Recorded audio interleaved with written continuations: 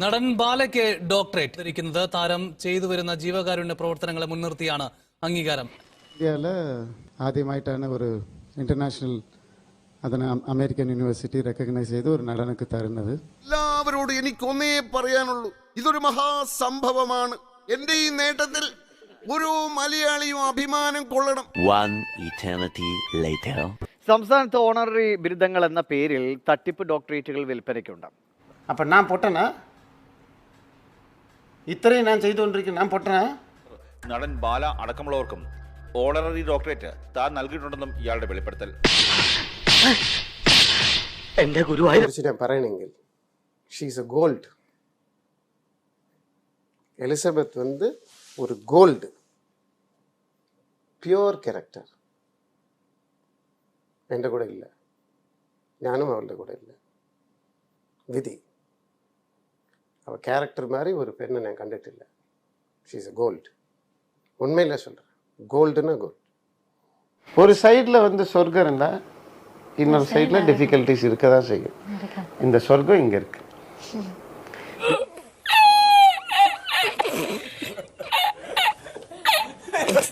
Hi, ഞാൻ എലിസബത്താണ്. നമ്മുടെ video കണ്ടിന്യൂഷനാണ്. പിന്നെ പ്രാർത്ഥിച്ച എല്ലാവർക്കും താങ്ക് യു.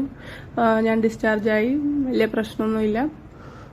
അപ്പോൾ നമ്മളിന്ന് കമൻറ്റുകളൊന്നും എടുത്തിട്ടില്ല. ഇന്ന് വീഡിയോ ചെയ്യാൻ വേണ്ടിയിട്ട് നമ്മുടെ മെയിൻ ആൾ തന്നെ ഒരു പോസ്റ്റ് ഇട്ടിട്ടുണ്ട്.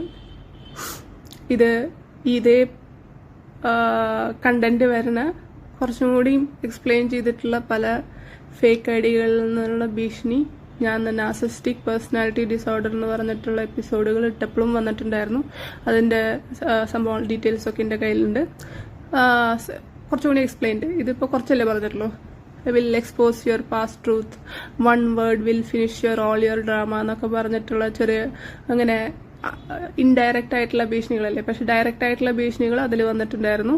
അതുപോലെ തന്നെ മറ്റേ ഡിവിഷൻ എന്ന് പറഞ്ഞിട്ട് ഇർഷാദ് എന്ന് പറഞ്ഞ ആളെ കൊണ്ട് ഇടിപ്പിച്ചിട്ടുണ്ടായിരുന്നു. അതുപോലെ തന്നെ കസ്തൂരിയായിട്ട് കുറേ ഇതൊക്കെ വന്നിട്ടുണ്ടായിരുന്നു. അപ്പോൾ അതൊക്കെയാണ് നമ്മൾ ഫസ്റ്റ് വീഡിയോകളിൽ പറഞ്ഞിട്ടുണ്ടായിരുന്നത്. ഇപ്പോൾ ഡയറക്റ്റ്ലി തന്നെ ആള് നമ്മളെ തന്നെ ഡയറക്റ്റ് ത്രെറ്റനിങ് പോലെ വരുന്നുണ്ട്. നീ ഇനി മിണ്ടാതിരുന്നില്ലെങ്കിൽ ഞാൻ നിന്റെ പഴയ കാര്യങ്ങളൊക്കെ പറഞ്ഞ് നിന്നെ നാണം കെടുത്തും.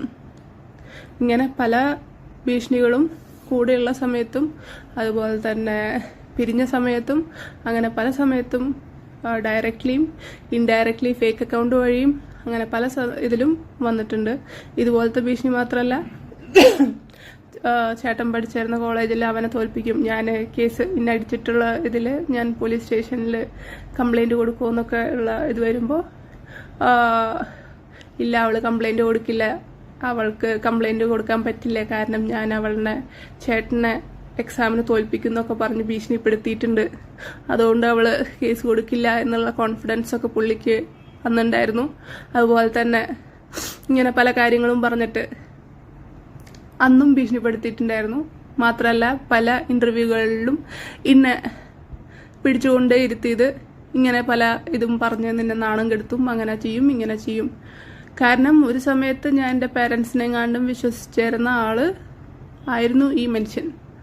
അപ്പോൾ ഞാൻ എൻ്റെ ലൈഫിൽ സംഭവിച്ച എല്ലാ കാര്യങ്ങളും ഞാൻ ട്രസ്റ്റ് ചെയ്തിട്ട് ഈ ഒരാളോട് ഞാൻ പറഞ്ഞിട്ടുണ്ടായിരുന്നു. അതുകൊണ്ട് തന്നെയാണ് ഇപ്പോൾ ഇയാൾ ഇങ്ങനെ പറഞ്ഞതാണ്. എനിക്ക് ആക്ച്വലി ഇനി ആ നാണക്കേടിലേക്ക് പേടിക്കേണ്ട കാര്യമില്ല.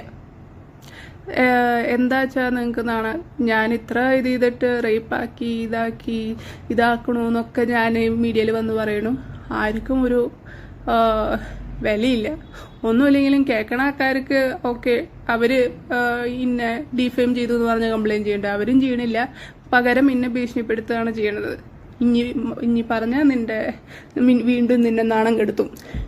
ഇത് തന്നെയല്ല ഞാൻ മുമ്പും പറഞ്ഞിട്ടുണ്ടായിരുന്നു, എന്നെ ഭീഷണിപ്പെടുത്തിക്കൊണ്ടിരിക്കണമെന്ന്. മറ്റേത് കുറേ നേരിട്ട് ഉണ്ടായിരുന്നു. അതുപോലെ തന്നെ ഫേക്ക് അക്കൗണ്ടുകൾ കൂടെ ഉണ്ടായിരുന്നു.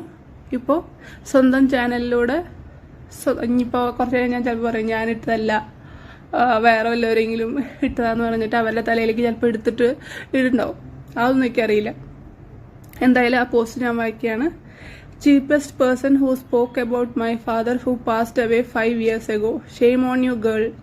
Those people who saved me in the hospital are all with me as a soul.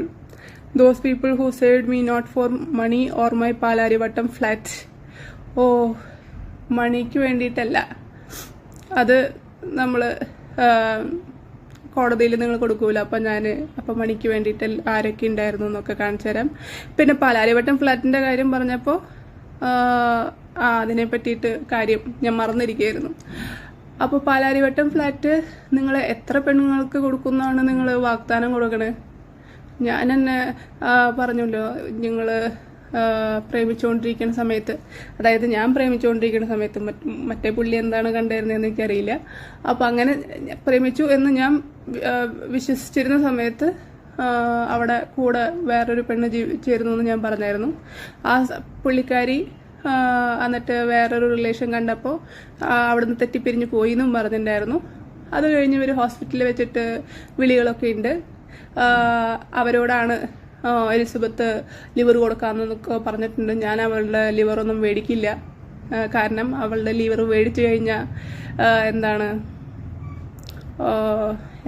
അവളുടെ ലിവർ മേടിച്ചു കഴിഞ്ഞാൽ ഞാൻ ഭാര്യയായിട്ട് അവളെ എടുക്കണതിനെ തുല്യമായിരിക്കും. ഞാൻ അവളെ രജിസ്റ്റർ ചെയ്യാത്തത് നിനക്ക് വേണ്ടിയിട്ടാണ്, നിന്നെ എൻ്റെ ഭാര്യയായിട്ട് ഇരിക്കാൻ വേണ്ടിയിട്ടാണ്. ഞാൻ ഹോസ്പിറ്റലിൽ നിന്ന് ഡിസ്ചാർജ് ചെയ്യുമ്പോൾ നീ എൻ്റെ ഫ്ലാറ്റ് തുറന്ന്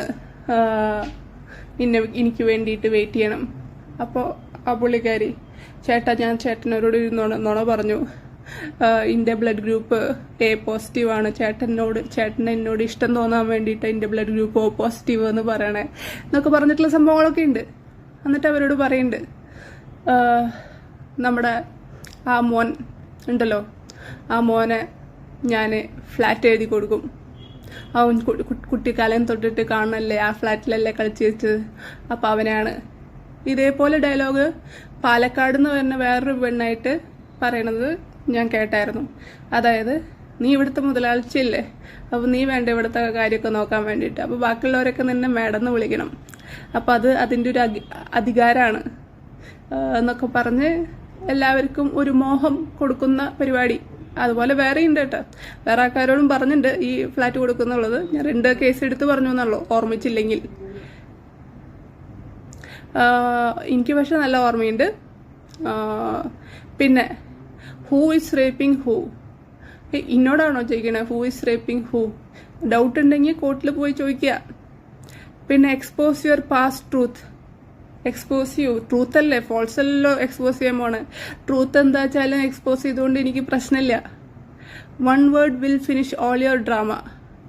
ഓക്കെ, ഇത് ഈ മറ്റേ മിഥുന എന്ന് പറഞ്ഞ സിനിമയല്ലേ, അതിൽ പൊട്ടിക്ക് സ്വാമി നാളികേരം എറിഞ്ഞ് പൊട്ടിക്ക് സ്വാമി എറിഞ്ഞ് പൊട്ടിക്ക് മാമ, അതിൻ്റെ ഇടയിൽ ഒരു ഭീഷണിയൊക്കെ ഞാൻ ഒരു ഇൻ്റർവ്യൂവിൽ കേട്ടായിരുന്നു. ഇനി എൻ്റെ മാമാവെ പറ്റി പറഞ്ഞാൽ ഞാൻ എല്ലാതും പറഞ്ഞ് ഞാൻ ശരിയാക്കും, എൻ്റെ ജീവിതം പോലും നശിപ്പിക്കും. മാവന് ഇത്തിരി സ്നേഹമുള്ള കാരനാണ് മിണ്ടാണ്ടിരിക്കണേ, പക്ഷെ ഞാൻ അങ്ങനെയല്ല. ഇനി എന്തെങ്കിലും അവൾ പറഞ്ഞിട്ടുണ്ടെങ്കിൽ അവളെന്നെ ഞാൻ ശരിയാക്കും, അവളുടെ ജീവിതം മൊത്തം ഇല്ലാണ്ടാക്കുന്ന ഭീഷണി 2 പേരും മുഴക്കിയിട്ടുണ്ട്. അത് ഇൻ്റർവ്യൂകളിലും ഉണ്ട്, ഇപ്പോൾ പോസ്റ്റായിട്ടും വന്നിട്ടുണ്ട്. ഇത്രയ്ക്കും ഡയറക്റ്റ്ലിയും ഇൻഡയറക്റ്റ്ലിയും ഒക്കെ ഭീഷണിപ്പെടുത്തിയെന്ന് ഞാൻ പറഞ്ഞിട്ട് ആർക്കും ഒരു പ്രശ്നമില്ല. അതെന്താ പ്രശ്നമില്ലാത്തത്? ഇപ്പം ഈ ത്രെറ്റനിങ് ഒക്കെ ഇത്ര സിമ്പിൾ കാര്യമായോ? എനിക്കറിയാത്ത കാരണം ചോദിക്കണതാ. ഇത്ര കാലം ഫേക്ക് അക്കൗണ്ട് എന്നാ വരണേന്നെങ്കിലും ഉണ്ടായിരുന്നു. ഇതിപ്പോൾ സ്വന്തം അക്കൗണ്ട്, ഇനിയിപ്പോൾ എന്തെങ്കിലും ബഗ് കയറിയിട്ടാണോ ഇങ്ങനെയൊക്കെ വരുന്നത്?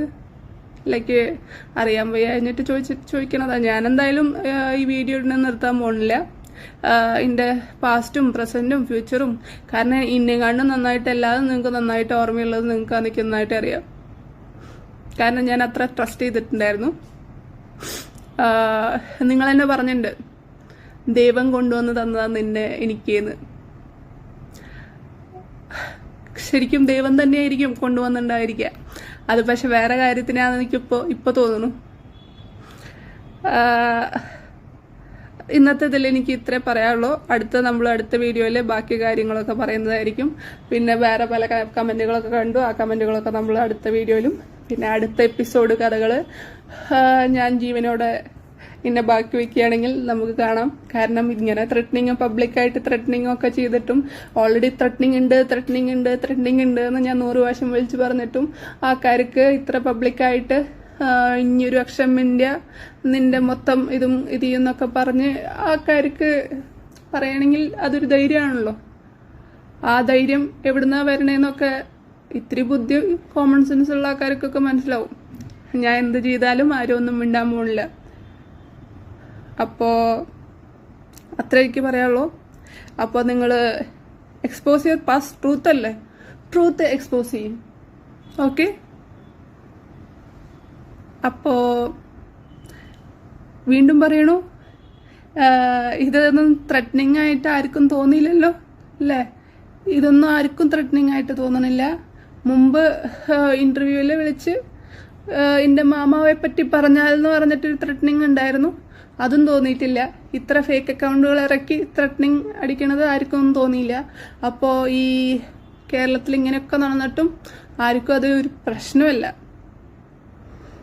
ഓക്കെ, നല്ല കാര്യം. അപ്പോൾ ബൈ.